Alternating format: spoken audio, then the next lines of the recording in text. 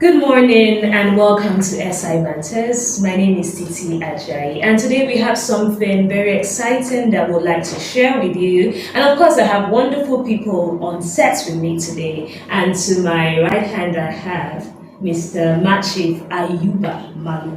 And second to him, I have Mr. Aliyu Uligo. And of course, on my far right, I have Mr. Hosea Bangwood. Now, as you know, Nigeria celebrated her 63rd year anniversary just some few days ago.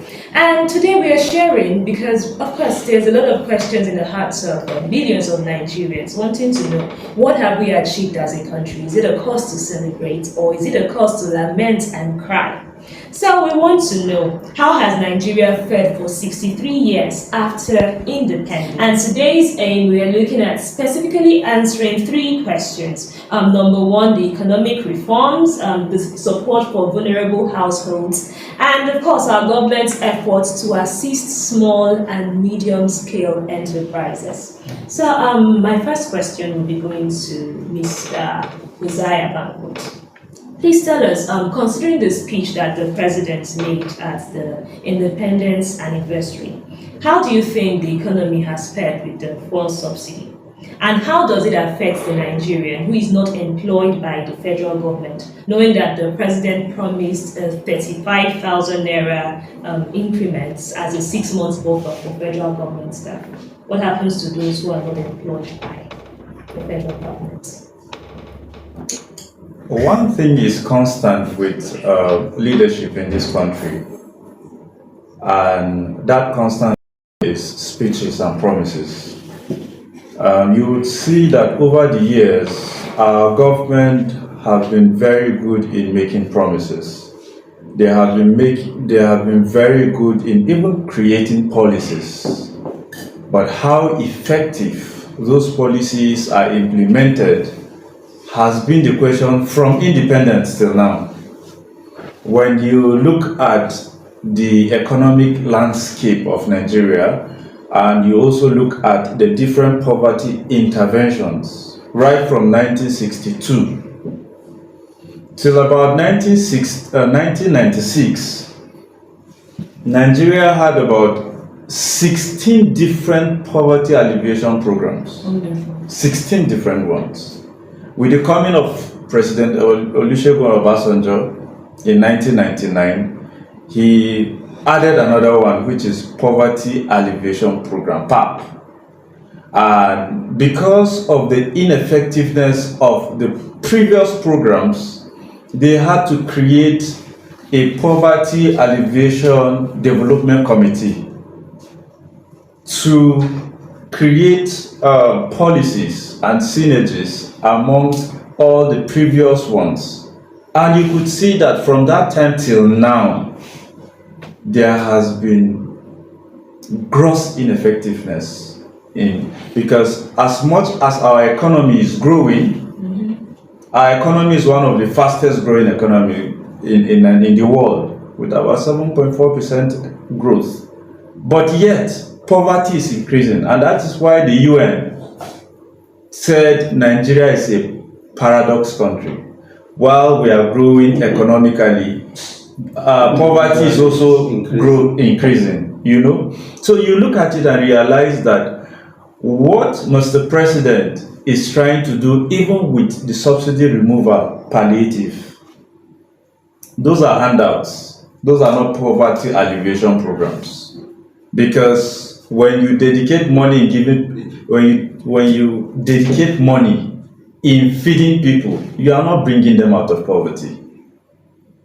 Imagine the billions of naira that was used to feed people was that even enough to feed people for one day? It wasn't, so that was a complete waste of money. And that's exactly with his speech saying that he's giving workers 35,000 for 6 months. Come on, 35,000 for 6 months. Federal workers. How about other workers? How about the poor in the villages? Where do they get theirs? A pack of spaghetti or even less? You would see that this is completely, I'm sorry to say, nonsense. Because it doesn't make sense. It doesn't add to nothing. as far as poverty alleviation is concerned. Okay, Mr. Volim, are you in support of what he has said so far? Well, he has made some valid points regarding to policy initiations of the government and government attitude towards eradicating poverty with certain policies that have been put in place over time. But what I'd like to disagree with is the end note where everything was dismissed as nonsense. Because when you look at some of the policies that government has had over time, for instance, the National Alleviation Program of the Obasanjo administration that gave us NAPEP, you understand, and things like that, and the kind of the things it did at the time it was initiated, because you have to put into context what poverty is. Sometimes it's not even poverty per se, it's unemployment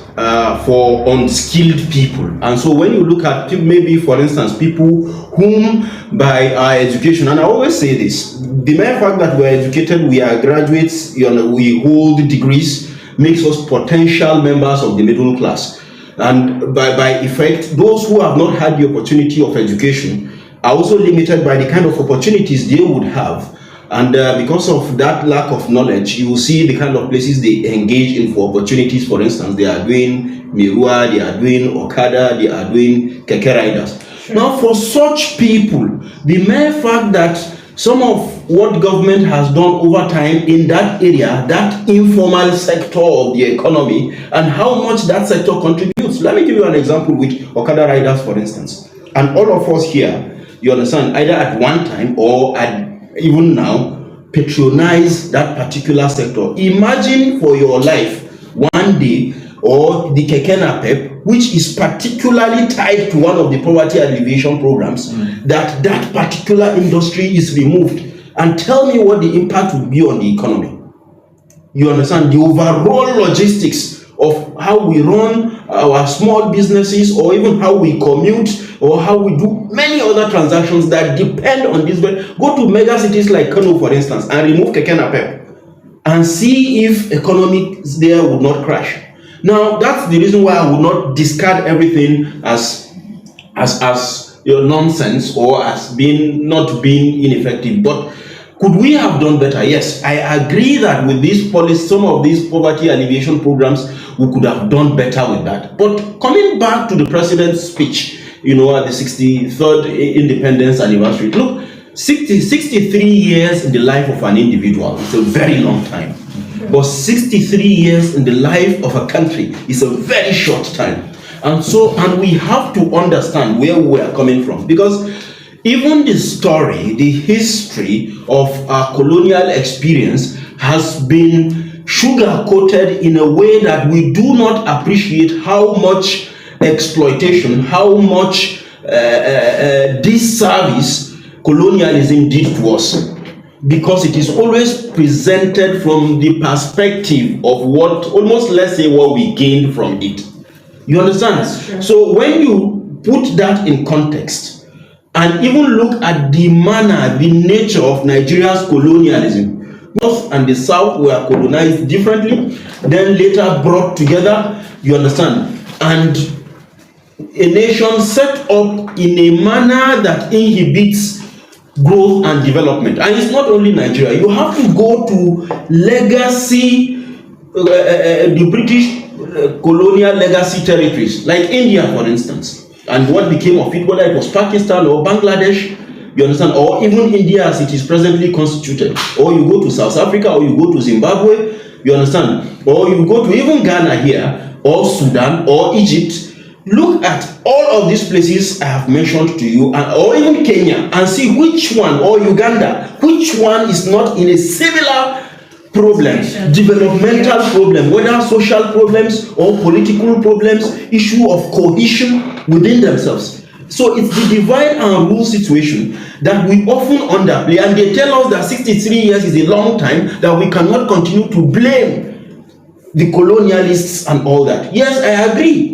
But how do you move forward as a people when the apron strings of development, growth, and nearly everything good is tied to these very people who colonized you in the first place. You must have heard of what they call the Bretton Woods institutions, the World Bank and the IMF, set up after World War II. I mean, whose idea is it? These neoliberal economic policies that they will always tell you, either in the Babangida administration with the structural adjustment program, or the previous one, the Operation Feed the Nation, or Green Revolution, whatever you want to call it, and down to now say, okay, remove subsidy or float the naira. Whose policies are they? Bretton Woods institutions. They are the one feeding this. So you can't remove yourselves from the apron strings. You are Nigeria, but you trade in dollars. You sell all your forex is in dollars. But I think So everything to that extent tie and feed into this very channel of what we are talking about. And if you therefore, sorry, let me land on this. If you then tie it to what we are doing at the moment, removing the subsidy, which is the crux of the matter in the question you asked. Subsidy for a very long time has been an issue, irrespective of whatever side of politics you stand. You understand? And the political elite of this country, particularly the partisan people in partisan politics, you understand, have come to, I can say, the consensus that subsidy has to go. Either you supported it 11 years ago when it was first muted, or now you could see that there has come to be a kind of some consensus that it has to go. But when subsidy goes, how do you continue to subsidize your citizens? That is where I have the problem with it, not with subsidy going per se, because we have come to see that it is a system that is corrupt, and that the system, a corrupt system, may not be able to correct it. The only corrective measure would be to remove it, so that there could be monies saved to be put into other sectors of the economy. I agree. But if you remove it, what are you subsidizing for the Nigerian citizen? Because wherever you go in America, for instance, the father of capitalism around the world, agriculture is subsidized.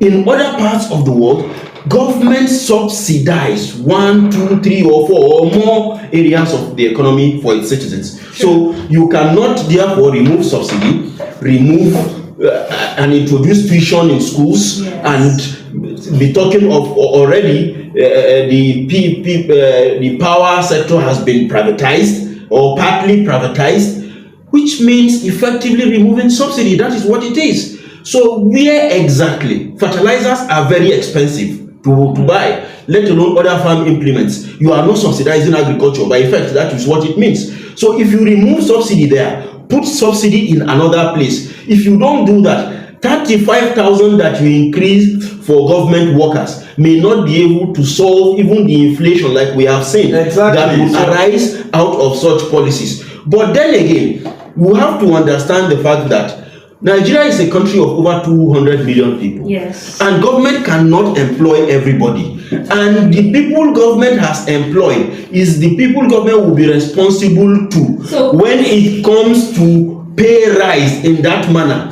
the remainder of the people in the country would have to benefit through other policies. Like the government said, for instance, it is bringing CNG buses. And that 6 months period that augmentation is going to happen, just so that the economy balances and these buses to aid mass transportation and other incentives would kick into force. And you can see that various programs, you understand, including loans for small businesses and other enterprises. So nobody is left out when you go into the nitty-gritty of it. That's where we're coming into. Now, you're talking about loans for small and medium-scale enterprises, right? We know that in the year 2020, COVID-19 crippled the world's economy, and of course, Nigeria was also very much affected. And it was the informal sector that helped Nigeria from shutting down their economy as a whole. Now, over time, a lot of small and medium-scale enterprises has been closing down. Number one, from taxation, multiple payments for things that only God knows government demands to be paid. And of course, we know that the cost of things, of goods and services are going up, whereas profit margin isn't increasing. So, what is the government doing right now to help small and medium scale enterprises? You talked about loans. How do you even access the loans? How many small and medium scale enterprises can access these loans? Because you find that some of those loans, it's all about going in circles. It's if you know somebody who knows somebody, if not, you have to pay somebody. I agree with you to some extent, but very briefly. But don't you see, like for instance, you referenced the COVID pandemic. Look, there was the Nielsen loan, there was the survival loan, and people, individuals, ordinary citizens without connections, they got these loans. Now, again, you also have to now examine people who got these loans. Were they honest with government? When they got these loans, did they do what government advised that be done with this? Did the people do exactly that? So it's not only to blame government. You understand? What about the honesty of the people who are accessing these things? And besides, they are accessible. Most of the times, people simply just believe falsely, you understand, that unless you know somebody that you won't get it. You understand? So that's the main correction. Plus, let me just add this final one, that the loans that the president announced are also single digit interests. These are special packages and they are there. So people should apply first. When they don't get it, they can complain. Okay, let's. So single digit interest, is it at 9.99 or 9%? You see, one of the funny things with Nigeria is that there's a point that we get to when government makes policies. We fail to realize the basic idea behind government policies, or particularly from government itself. When they make policies, they fail in many instances to put some key ingredients in place. For example, you make policies for national loans, and then there are also no policies to monitor effectively the use and implementations of this loan. Exactly. And then know these recipients of this loan, if they're actually doing what the loan were giving them to for or not. We can tell you that anchor borrowers funds that were given to farmers to farm rice in order to produce locally, well, were not properly implemented. No, but anchor programs, I wouldn't agree that it wasn't properly implemented. You can say that it was not 100% effective. It is not properly implemented. We saw the rice. We saw that the rice production in Nigeria has tripled and importation of rice has reduced. Let me continue. And it is directly related to anchor growers. When you was talking about the issue of Keke Napep is doing a lot to transporting people, but it is as a result of the failure of government itself. In the first instance, till date, let us ask government what is their plan when it comes to railway for internal conveyance of goods and services around states and interstates. Railway system has failed completely in Nigeria. If railway is working very well, we will not even see the issue of Napep, Keke Napep and the rest coming up. Government has also failed in provision of the likes of aerofied bus that we used to enjoy. Where are they today? They're completely dead. The CNG buses are coming. Aside saying, I'm trying to build the case. The reason is this: government just came in and then boom, claim that they're removing subsidy without any plan to cushion the effect of subsidy in the first instances. I remember during Goodluck Jonathan, for every day that subsidy amount is saved, we were told of the amount that has been saved, where the money is going to be used for, and what it is put to. And we saw buses being rolled out gradually. It was this same Tinubu and Co. and organized protests from Lagos and Ojota and everywhere and said no to it. Today Tinubu came in because there was a policy to remove subsidy. He didn't think it or thought it twice on the best policy to go. We've now only wanted into it now. There have been nothing to show that the poor man is being assuaged. The only thing we hear is $35,000 for public servant. And I'm shocked that you said that government should be concerned about the people they employ. Government is not concerned about the people they employ alone. No, I didn't say that. I said that with regard to that pronouncement on the 35,000, government would cater directly to the people who are. Hold on. I then added that there are other incentives for people in small businesses, and I rolled out those incentives. So corrected. And I also said that with regard to transportation, there are CNG buses for the entire masses. We are winning Nigeria for long. When you aggregate all of these things together, even the person who gets that extra money goes to the market to spend it, and it goes back into the economy. So you are still talking theory. When we they are. That's what theory is. Practical. There's more money in the economy. What has people go to the market. I have this question. Please ask your question. Yes. If government will caution the effect of subsidy removal for their staff, Yes. and there are incentives for people that are not within government circle, when you mentioned small and medium scale enterprises, how about people in the private sector that are not into businesses, workers like us? How are we supposed to survive? It is more like you should So you see, government already is for yourself. showing preference. Hold on, my brother. I understand your question, and I understand the genuineness with which you ask it, and the concern that is associated with it. You understand? But if you are in the private sector, government cannot come and give you the 35,000 it is given to its own So staff. the private sector are not The other policies, hold on now, let's not look at this as if government has not thought it out. Government has thought it out perfectly. For instance, the other incentives, like I have mentioned, whether it is the single digit loans that government has given, or even the CNG buses, who do you think is going to provide it? It's still the private sector. What I am saying is that, you understand, if we want to, because we are 200 million people, if every single one of us say government must come directly and give us handout, it is impracticable. That is the point. That is why they don't need to give anybody handout. The reality is that the service that you and I are crying out for government to deliver is being worked through government bureaucracy, which these people work for. They are not getting that money as a free gift for government. You understand? Government is paying them to work. If government did not pay them, if this policy had gone in place and government had not increased the pay for these people, it is still you and I that will say that government is not even taking care of its own people. Look, government also owes us security. Does it matter whether we work for government or we don't work for government before government gives us security?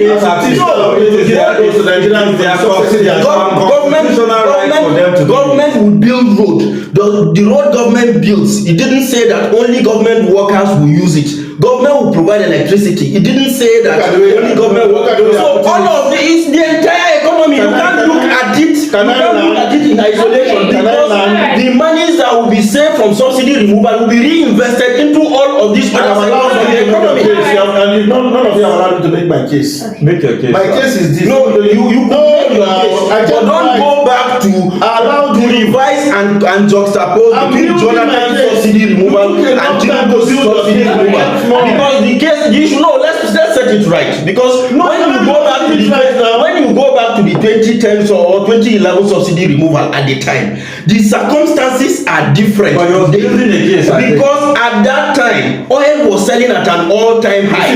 We were producing at an all-time high. Compare it to today, as at the time in 2011, when that government wanted to remove that subsidy, the government had enough resources, you understand, to better manage the proceeds from oil. Instead, they were stealing it. And then you go to the Shopee they put in place. So can I make my points? Okay, go. Continue. So my point is this. In essence, government has failed in policy formulation because they're not thinking them right. Now, going back to some of the points you've raised, it has helped me to build my case better. Subsidy removal. You are talking about subsidy removal, and then you remove subsidy, you get palliative of how many billions to state governments, and you allow state government to implement it the way and manner they are till today. There are no effect to these things, and this has been implemented by federal government. And one of the questions I kept asking, can we not look at the general benefit? Like he is trying to make the points. Yeah, even in the tail end, government will want to still service every other person, either you are its employee or not. But why would government even think of the fact that this money you are giving to state government to revamp our refineries? Exactly. Look at refineries, so that, because the major problem that we are having is that The cost of petroleum product alone has multiplying effect to every sector of our economy because they are tight. Yes. From transportation to cost of goods and everything. So why would government not look or sit down and think about simple economics, which is making it possible for transportation costs to drop down, and by effect it means the cost of locally produced refinery should be in such a way that it floods our markets.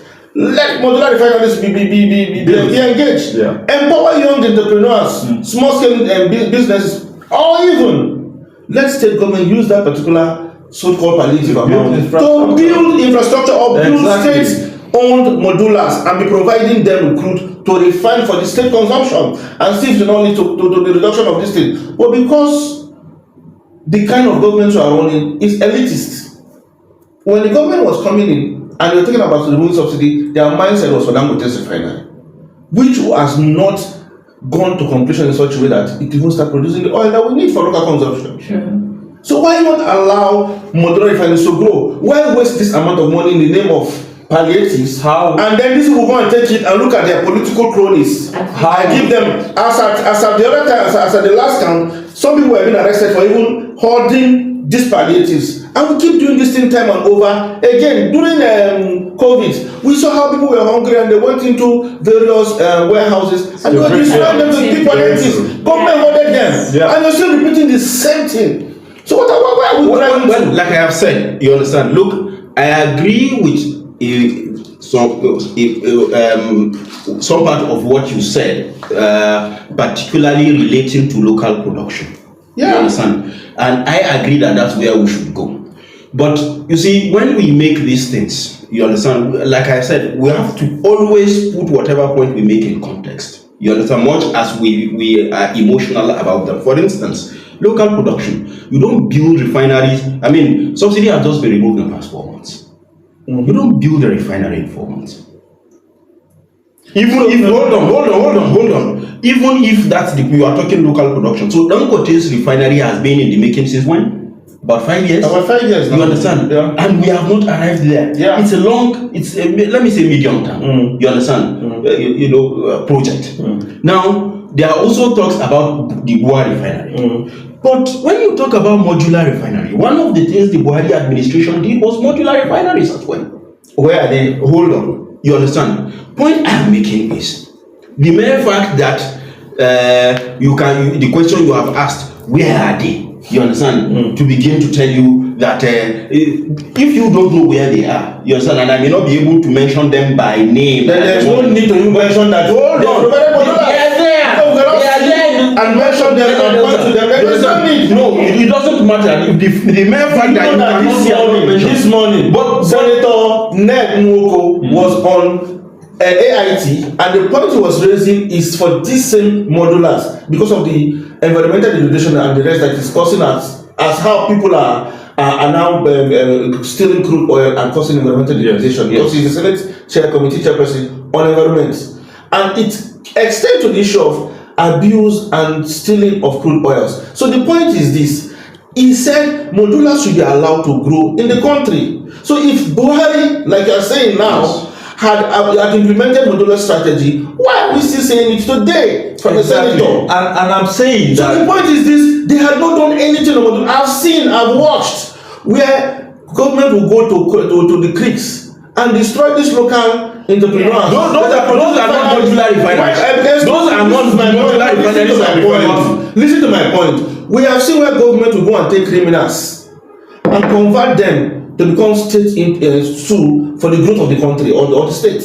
So why not also use these people that are expert, like even that Nuko was saying, instead of destroying that modular, empower them, equip them, so that they now engage their skills into producing what we need. Or better still, if he is saying that Dangote has for the past 5 years have not arrived it, can't government put a system where we kept talking about tan about on all our 5 or 6 refineries? Let me. Why are we not putting money to ensure that these refineries, even if they're not working to full capacity, they should be working to such a way that they are also cushioning the effects of I would always say, I agree with your point, but see, I would defend the point I made. Like I've said, you understand, there were modular refineries that the Buhari administration commissioned.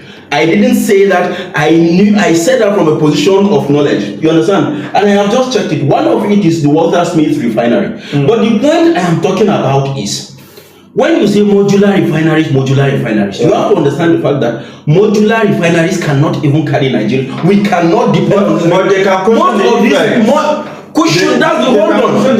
Like the Walter Smith I'm talking to you about now. It's just a 5,000 barrel per day. So what will stop 15-20% that have 5 per day. Different locations from making more. The problem is, you are just talking about environmental impact assessment. Do you know the environmental impact of even having modular refineries in the first place? What is the that is the, hold on. Before modulars are built, that's why I spoke about converting these guys to contribute to the economy. Empower them, equip them. The point is, what you don't understand is, the people you are referring to are criminals. No. Economic sabotage. No. People you say are doing it illegally. Choose to see them as that. No, hold on. I also said that criminals are converted to contribute to the growth of the country. Hold on. I think we are deviating from the main point. No, we are not deviating. This is very important to it, because you are talking that crude stealers who steal crude and refine it, that they are not criminals. You see, that's the point of divergence. No. That In the first place, you are saying we should take them, convert them. No. If you have to do it right, you understand, then you have to give to people, because in the first place, what they are even doing, do you know that what those people are doing is substandard? No, I can bet you start when you start just now. They have the one they refine are far cleaner than what is imported from Alright, can we come back to the point? Because the point she raised is the fact that from Mr. President's speech, the allocation of money gotten from subsidy is what we are talking about. And I can say that when you look at implementation, it shows from what the money is being earmarked for, you realize that it is not well thought out. No, sorry to right? There's a point. The second question, which is about small medium enterprises and loans and all that. That is why we are going to these modulars and empowering young persons. And it is interesting that you understand, even these modular refineries we are talking about are quote unquote small businesses. You understand? Yes. In the oil sector. You understand? And they've been there. What I am saying, in a country like Nigeria that consumes that much liter per day. You understand? I am not saying don't bring in modular refineries, but modular refineries are not your end game. You understand? Now, you also have to understand something, that one key context that I mentioned only in passing when I first started making my submission. The Nigerian economy is moving more and more, decade by decade, you understand, through neoliberal policies that is opening it up for the private sector to come in and play. True, yes. Look, for whatever you want to say, you understand, even when we are talking about small businesses and all of that and all whatnot, government even has an agency dedicated to small businesses. What I am saying is, there's also the civic duty of holding not just federal government and pointing to the president at all times. What have we done with SMIDA? You understand? Hold it to account. Because just right now we are talking about Anchor Borrowers program that was domiciled with the CBN. Can anybody here tell me what one of the programs rolled out by SMIDA is?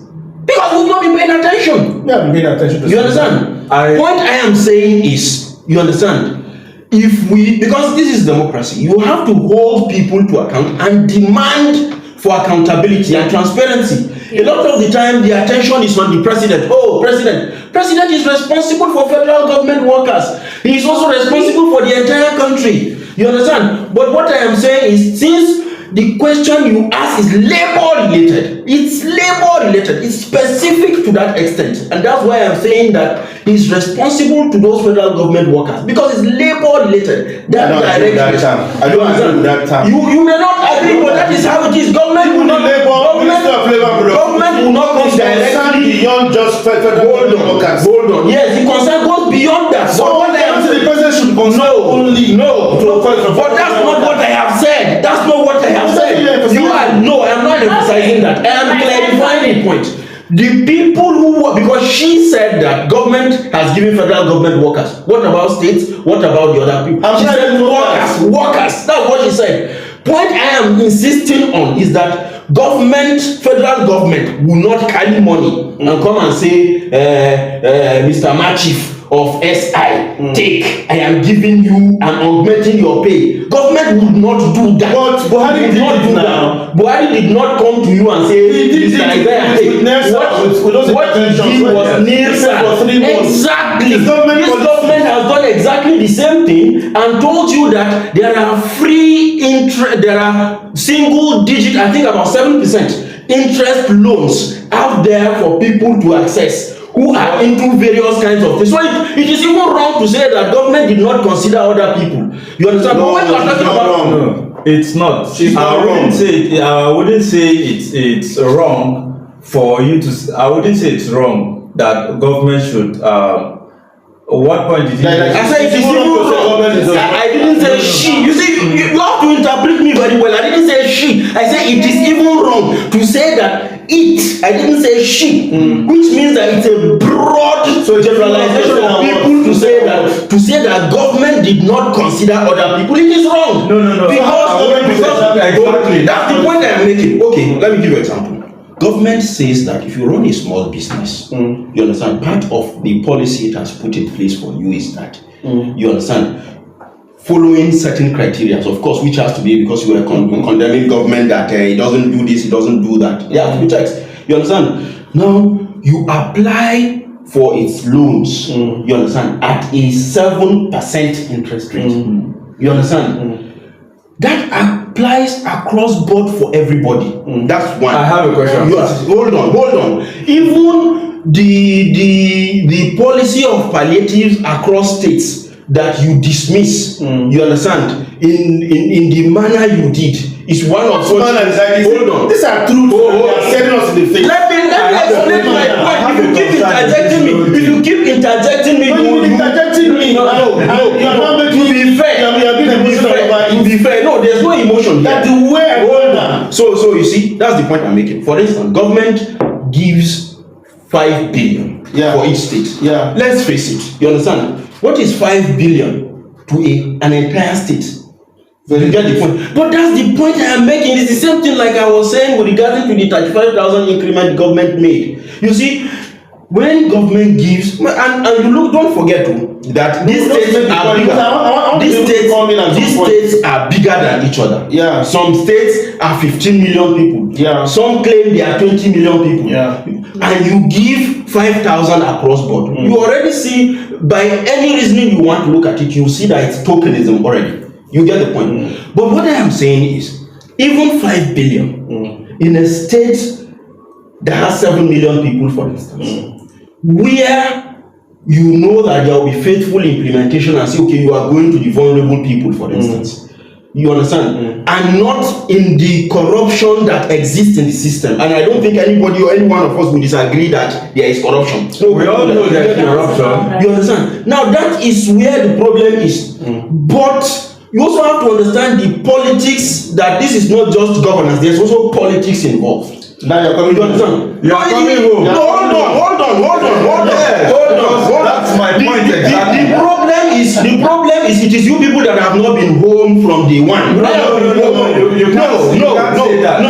I have been as realistic as it could possibly be. Because the point is, what I am saying is, there's politics involved. And in managing a country, you understand, there are welfare systems that you have to put in place to placate people. You understand? That 5 billion help the government to manage situation and douse the the tension, the apprehension about this and that and that. You understand? I doubt. Hold on. The problem is we are not talking about, like I have said from the beginning, that those of us that have had certain level of education, you understand, see things differently, understand things differently, are opportune to have certain kinds of openings or opportunities better than some people elsewhere. That token that you see given to people, I can bet you there are people who appreciated it. Now, this is I am not justifying it, and that is why. No. You see, my problem with you people is that you always give me a surface level understanding. The same thing I have called a token. If you know what token is, and I have called this thing tokenism, there is no way you can say I'm justifying. Make your point. But the point is, you people would always give me that surface level understanding of the points. I have called this thing a token. How can something I call token be a justification? So now, what I get the point. That's what I don't understand. So the point I am making is, for somebody who does not have, for somebody who does not even know better, you understand, especially at the rural areas, people whom you can, who you just mobilize and you give to them, and they see it as a favor has been done to them, and it is exactly the manipulation of those kinds of people. I don't think that even any of you here have criticized that thing harder than I have just done. Point I am saying is, this is part of the welfareism that was used to manage it, whether you accept it or not. That is what has happened. But in the long run, what is the long run of it? Now that I have said the part of this whole thing that I don't even accept, that you understand, but I don't like it, but I am not saying that government doing it was entirely wrong, except because, let's face it, I'm a welfarist. I am not a capitalist. A capitalist would look at it and call it waste of funds.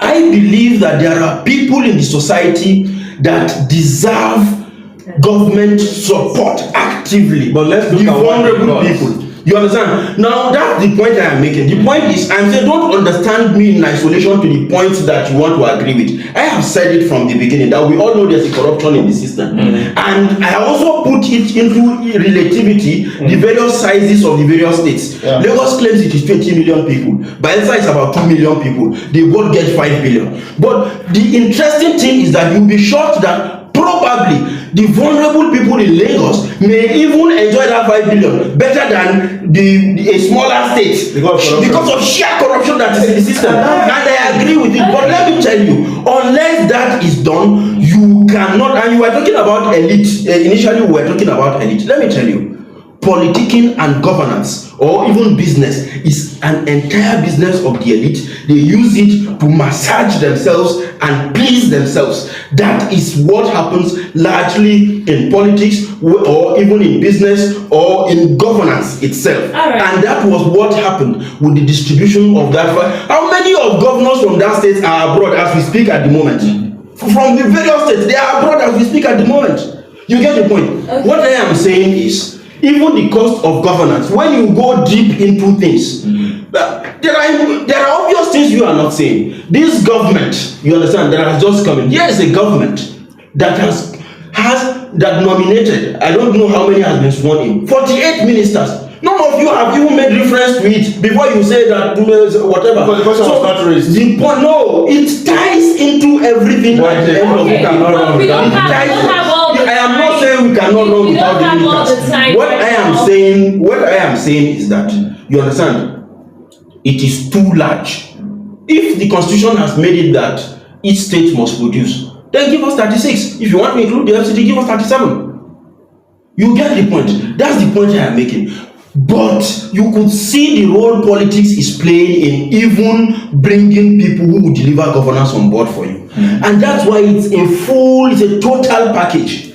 So when I stand and say, okay, government has done this wrong, but has done that right, I mean, it's just, that's how governance is everywhere in the world. They will get some right, they will get some wrong. But my problem is this: governments cannot sustainably be getting things wrong over the time. And that's why I'm still A government that's 4 years I'm going to have old, to 4 months come old here. government, I'm you going to have cannot to write it come off here. for it. We're looking at it We are out of time. from Sorry, let me just 1963 to now. yes. Okay, so 63 years. yeah, What let us does have- It's 63 years, but the benchmark for the discussion has been pegged on the speech the president made on Independence Day, you understand, and some of the palliatives that he has announced with regarding to the policy to remove subsidy. I gave a build up from even 1963, how poverty alleviation has been till Yes. now. You Yes. understand? Okay. So in my analysis, it wasn't just about what government is doing now. You Yes. get the point? Yes. My point is there has But been what government is doing now is what the people are Can we just, complaining because about. we are already out of time, so let's in the No, let him land. Let him land. But you're not allowing anybody land. No, let him land. My point It is me that has not been allowed to land. All the time you do something here. It's because I've insisted. No, It's you because I've insist. Okay, insisted. so now let me insist Good. that the point I have always tried to make is this, that when you look at it consistently, policy implementation, I said, has been the problem. And that was why at a point, community action program for poverty alleviation was created, CAPA. Yeah. Because the design, you've been talking about neoliberalism ideas, but the community action one is based on our own unique situation. Even with that, we had challenges of implementation because, would I say politicians, implementations have been left in the hands of politics, not governance. And that is why you see that even in the subsidy palliative, removal palliative, you would see that the way the palliative was distributed was through political channels. That's the You point. give it to this chairman, this party chairman, that party It's not political chairman. policy. You understand? That's my point. It is an additional point to the fact that the would I call it a scheme now, or would I the token, as you would say, I feel it is not, aside not being well implemented, I said it is not well thought out. Yeah. Basically, that's the point I'm making. Okay, we all agree. We are already out of time, so I'm going to give each of us 30 seconds to just round up our thoughts. And if you think there's something that the federal government needs to focus on at this critical time in the country, what can they do better? So I'll be starting with Mr. Mache. Please, 30 seconds. I'll talk from the 30 angle. seconds. I'll talk from the angle of development agencies, organizations like CSOs and NGOs. The truth is, the government will succeed with implementing their projects. They should engage NGOs in such a way that whatever implementation they're doing will be more sustainable and will more carry further, other than giving people peanuts and the rest like that. That's my Okay. point. Thank you very much, Mr. Abdulego. Please, 30 seconds. All right. What I have said, I don't have much to wrap up. Just to say that this government is only 4 months old in office, and whatever policy or agenda they have, and they have told us it is about the renewal of our hope, that it is worth being patient and waiting on with. You understand? These are just the early stages, and give them credit. To remove subsidy is a radical decision that we have not been able to pull through, and they have done it. You understand? So, like I have said before, make it what the Hausa man will say, Moganiya Asa. You understand? Make it manifest that this is the benefit of this particular policy that we have taken. And the challenge, therefore, is that deliver on the governance aspect. Because even that policy alone is a very huge governance policy decision by itself. Thank you very much, Mr. Ozai. Okay, he talked about delivering in governance. Nigeria has an annoying and rude antecedent of poor policy implementation. And just like Mr. Machif said, until we begin to look at policy implementation as a multi-stakeholder partnership thing, we will never get it right in Nigeria. As long as government alone is in charge of implementing policies will never get it right. That's the truth, because enshrined within governance and it's politics and therefore corruption, because politics is about self-interest. That's what politics is. But governance, on the other part, is about what? It's about reaching goals. So for us to reach goals, there should be, I'm not talking about public-private partnership. I'm talking about a multi-stakeholder partnership where even passive beneficiaries would be made active beneficiaries. Okay, thank you very much. That's the much we can say. And this is SI Banters. I believe you had a very much amazing time. Don't worry, this discussion is not ending. We are still going to continue again next week. Let's see, maybe there will be a different angle to bring this from. And hopefully the government would have done something new that we'll all have to shout and rejoice with them about. Thank you for watching. Do enjoy your day.